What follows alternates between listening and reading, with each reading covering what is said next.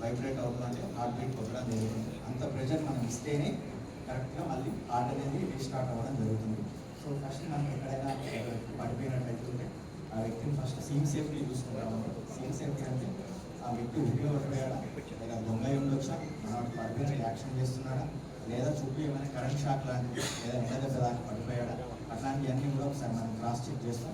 చుట్టూ ఏమైనా current wires అట్లాంటివి ఏమైనా ఉంటే కూడా వైర్స్ అన్నీ కూడా కర్ర సాయంతో కొంచెం దూరం చేసుకొని పడిపోయిన మనిషిని మనం ఓలో పడిపోవచ్చు, సైడ్ పడిపోయి ఉండొచ్చు. అంటే ఏ పొజిషన్లో ఉన్నామో సూపైన్ పొజిషన్లో తీసుకొని రావడం, అంటే సేమ్ ఇప్పుడు ఇక్కడ చూపిస్తున్న మ్యానిక్లో ఉన్న పొజిషన్లో తీసుకొని రావడం మనం చేయాలి. దాని తర్వాత వచ్చేసి ఇప్పుడు మనం అనుకున్నట్టు కంప్రెషన్స్ ఎలా ఇవ్వాలి అంటే, ఎవరికైతే డామినెంట్ హ్యాండ్ పడిపోయిన తర్వాత వ్యక్తిని కూడా సార్లు చెప్పినట్టు ఆల్రెడీ చెప్పారు. సో ఇమీడియట్గా పల్స్ ఉందా లేదా అనేది ఒకసారి క్రాస్ చెక్ చేసుకోవాలి. రకరకాల పల్స్ ఉంటాయి, రేడియల్ పల్స్ ఉంటాయి, న్యూరల్ పల్స్ ఉంటాయి. బట్ మనం కెరోటిడ్ పల్స్ వస్తాం. కెరోటిడ్ పల్స్ ఒకసారి చూస్తామంటే కెరోటిడ్ పల్స్ పల్స్ ఉందా లేదా చూడాలండి. సో మనకు పాల్పేట్ అవ్వచ్చు, అవ్వకపోవచ్చు. సో ఇప్పుడు ఏంటంటే ముందు ప్రొసీజర్లో మనం ఎవరు పడిపోయినా కూడా ఇంతకుముందు మనం అనుకున్నట్టు యాక్షన్ చేస్తుండొచ్చు, లేదా కన్స్ట్రక్ట్ చేస్తుండొచ్చు. కట్టి లేపాలి. ఫస్ట్ కట్టి ఎట్లా లేపుతాము అంటే భుజాల మీద కొట్టి లేపుతామని. కాళ్ళు చేతులు కొడితే బాడీ అంతా షేక్ కాదు. సో ఒకసారి షుగర్ డౌన్ అయి ఉండొచ్చు, షుగర్ ఎక్కువ ఉండొచ్చు, లేదా ఫాస్టింగ్లో ఉండొచ్చు క్యాండిడేట్. సో అట్లాంటప్పుడు కొంచెం అన్కాన్షియస్ అయితే ఇలా తట్టి లేపితే ఆటోమేటిక్గా కాన్షియస్లోకి వచ్చి లేచి కూర్చునే ప్రసక్తి ఉంటుంది కనుక సో మన షోల్డర్ మీద ఎక్కువగా గట్టిగా కొట్టడం జరిగితే బాడీ అంతా కూడా గాలి కావాల్సినంత పోదు, రైడల్ వాల్యూ అంత రాదు, మళ్ళీ ఆటోమేటిక్గా ఎయిర్ అనేది రోడ్డు.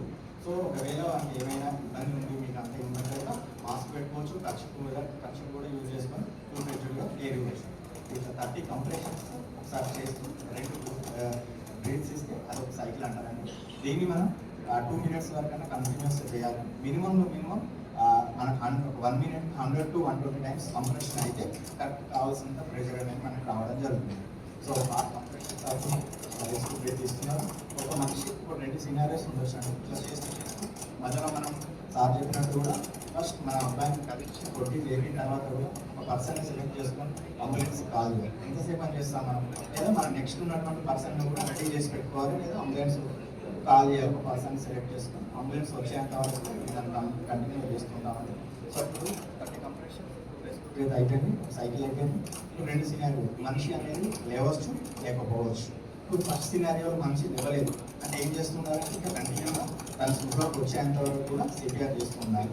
ఒకవేళ ఇప్పుడు కంప్రెషన్స్ అంటే సిపిఆర్ అయిపోయిన తర్వాత తన స్పృహలోకి వచ్చాకంటే రికవరీ పొజిషన్ అనేది ఉంటుంది. నార్మల్ వచ్చారు రికవరీ పొజిషన్ లెఫ్ట్ సైడ్లో రైట్ సైడ్లో మనిషి టర్న్ చేసేసి మనకు వచ్చే లెగ్ అనేది కొంచెం మార్చుకొని చేతి అనేది సపోర్ట్గా ఈ రకంగా షోల్డర్ మీద పెట్టుకుంటే ఆటోమేటిక్గా మనకు రికవరీ పొజిషన్లో గాలి ఎక్కువ తీసుకునేటువంటివి ఉంటుంది. యాస్పిరేషన్ కాకుండా ఎందుకంటే ఏమైనా సెక్రేషన్స్ కూడా ఉండుంటే ఆ రకంగా కూడా ఏమైనా సెక్రేషన్స్ ఉంటే లెఫ్ట్ సైడ్ వస్తే ఆ సెక్రేషన్స్ అన్న మనకు జిఐటి సిస్టంలో గ్యాస్ట్రిక్ అనేది ఒకలా ఉంటుంది, దాంట్లో ఉండిపోయి మళ్ళీ ఊపిరితిత్తులో పోకుండా ఉంటుంది. అంటే లెఫ్ట్ సైడ్లో ఒక పొజిషన్లో పెట్టుకొని ఉంటాం. అక్కడ కూడా గాలి తీసుకొని త్వరగా తీసుకునే ఉద్దేశంతో తీసుకోవచ్చు. లేదు మనం కూడా మళ్ళీ మౌత్ అనేది మినిట్ 6 టైం వచ్చేసి మళ్ళీ దానికి మౌత్ బ్రీత్ అనేది ఇస్తూ రికవర్ చేసుకుని అంబులెన్స్ వచ్చేంత వరకు కూడా సిపిఆర్ నిజంగా కంప్లీట్ చేసుకొని మనిషి మనం సర్వైవ్ చేసుకోవడానికి అవకాశం ఉంది. ఇంకా నేను వస్తున్నాను.